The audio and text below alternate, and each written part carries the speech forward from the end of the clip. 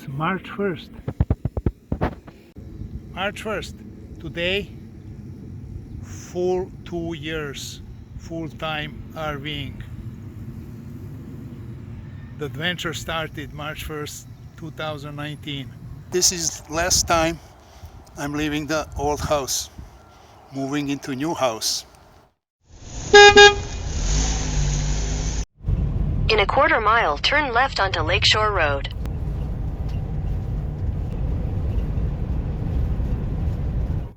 Lake Mead National Park, and that's the entrance. I think it's like $20 per day, but I have the access pass and perks of being old, so it's free. I think I said national park, but it's Lake Mead National Recreation Area. Once you see motorhomes there and mobile homes there on your right, just take down and you will hit the sign that says Campground left and RV Park right. There's the sign, RV Park with full hookups in those on the right, and I don't know how much it cost. Campground is left, and immediately over there is the station where you can register. So here's the station. In that box there are envelopes, and this is drop box for your registration.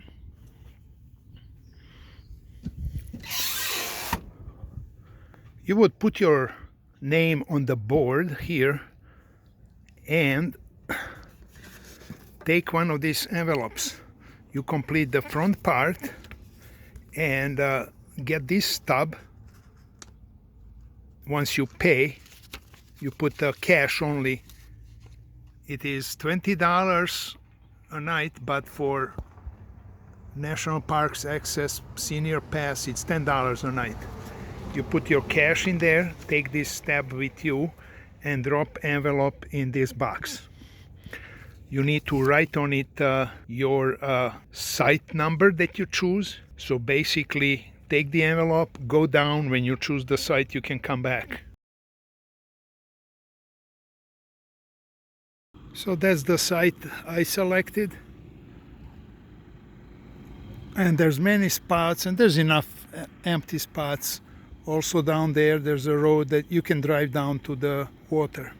I don't know, can you see through the trees, but there's the lake. So we are just a short walk down to the lake and the beach. And this place is beautiful. All available spots are like concrete slabs, and you get a fireplace and a table. And it looks really nice, and the weather is amazing. Look at this. And it's really not crowded. Even when it's full, there's enough room between the RVs. So here's what I told you. You put the receipt from the envelope when you drop it there. You hook it on that your spot number, and then the ranger comes and puts the date. So I'm leaving on 4th, which is Thursday. You can extend anytime you want. You just go and put $20-30 more in the box. Oh, beauty. So this is Lake Mead Pier and Marina. See the difference on the rocks? How it's white and clean? That's the water we lost. That was where the water was a few years ago. And we are losing water, and it's not being replaced. So something wrong with the Colorado River.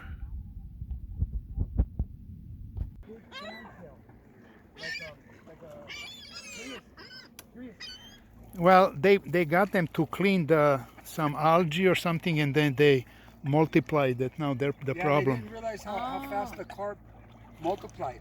Really? And so they overpopulated, and they were taking all the food source. So they actually had to get rid of some of them. Really? Yes. So last 2 years, if I have to use only one word, it's amazing. Especially 2019. I started March 1st and slowly moved down to San Diego, and then started the trip. My first route was Highway 101, El Camino Real, and I visited from San Diego to Sonoma, all 21 Spanish mission. I learned a lot about history and system that was established by Junipero Serra, who's now canonized as saint for that work. My main goal was trip from San Diego all the way to Canada, Vancouver, and I did it. Took me 6 months, but there was no rush. And like I said, along the way on Highway 101, visiting 21 Spanish mission. I also visited over 30, I think it was 38 poker rooms along the way to Vancouver. Well, that's my passion, poker. And actually used a lot of casino parking lots to stay overnight. Most of the casinos will let you stay at least one night, or they have maybe a rule 3 nights, but you always can extend or ask for more. Boondocking was always my first option, so not paying for RV parks, and I didn't really pay, except I had a membership for 1,000 Trails. 1,000 Trails is the system of RV parks, and you can buy the membership, basic membership, $500 for, let's say, Southwest region, which includes California, Arizona, Nevada, and New Mexico.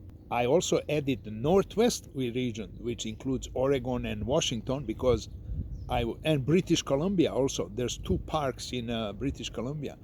As we all know, there are some apps that can show you boondocking spots where you can stay for free, like also find dump stations, water and stuff.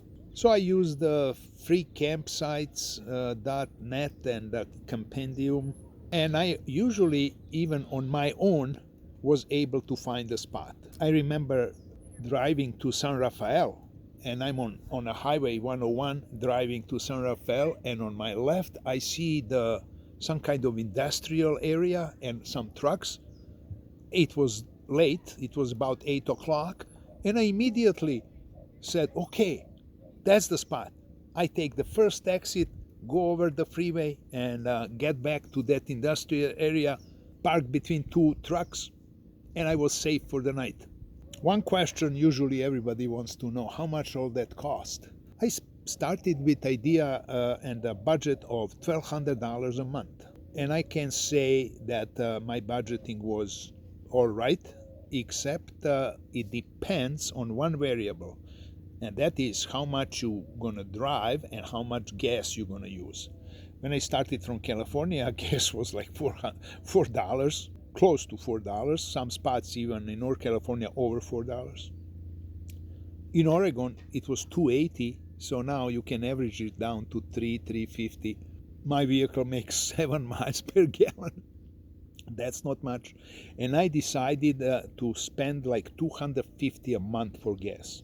At the end of the trip in year 2019, when I evaluated all numbers, I concluded that $250 is achievable, because that gives me like 500 miles a month, 120 miles per week. And my goal is not just keep driving. My goal is drive 100 miles and stay here for a week, and then drive another 100 miles. So that was the idea. Turns out I needed $350 for the gas. So I adjusted my budget, $1,300 or $1,350 a month. And for the last 2 years, it's about that. That includes my food, gas, some kind of shopping, groceries, cell phone bill, internet bill. It's really easy to achieve those numbers. All memories, all people I met, even some troubles I had, pleasures of seeing the scenery, beautiful Oregon coast, north woods of California, and even rain in Vancouver. It rained all the time. I actually left earlier Vancouver because it was raining. I said, why am I staying here with this rain? September, non-stop, heavy rain. So I left. I came back down on Highway 5, slowly visiting again a bunch of casinos. Went over to Lake Tahoe and Reno, came back, ended up in LA by November. 2020 started with Arizona and trips to Quartzsite, Parker, Yuma. First week in March, I went to LA, again, do some casinos, Spend the week at the bicycle, and then COVID hits and closings. First, Commerce Casino closed. Next day, it was bicycle and the rest. So I left LA, went to Palm Springs, and stayed in Palm Springs for 6 months in quarantine. I had to put my RV in storage, parking, open parking actually, and spent 6 months by the pool. September, I said I cannot do this anymore, so I hit the road. Went from Palm Springs to Las Vegas to Utah, Zion Park, Salt Lake City, and then cross over to West Wendover, which is on the border of Utah and Nevada. Drove over north part of Nevada to Reno, again over Lake Tahoe in October when the snow started, and came down slowly back to Las Vegas. To amazing 2 years, and with this smile on my face, you have to believe me. I wish I started this earlier, 10 years ago, 20 years ago. So, if you're planning and you're not sure, hit me with a comment and a question. I'll answer, help you anything I can, clarify things. But I'm telling you, it's so easy. There's nothing. Some people think there's complicated and you have to learn this and that. No, you solve problems as they come one by one, and that's how you learn. Just experiencing your first dump of your black tank, getting to RV parks, getting in the woods, getting in the desert of Arizona. It's all fun. Meet people, make new friendships, and enjoy good weather. If you decide to start the trip, find me. I'm usually here, Southwest. So long, and see you on the road.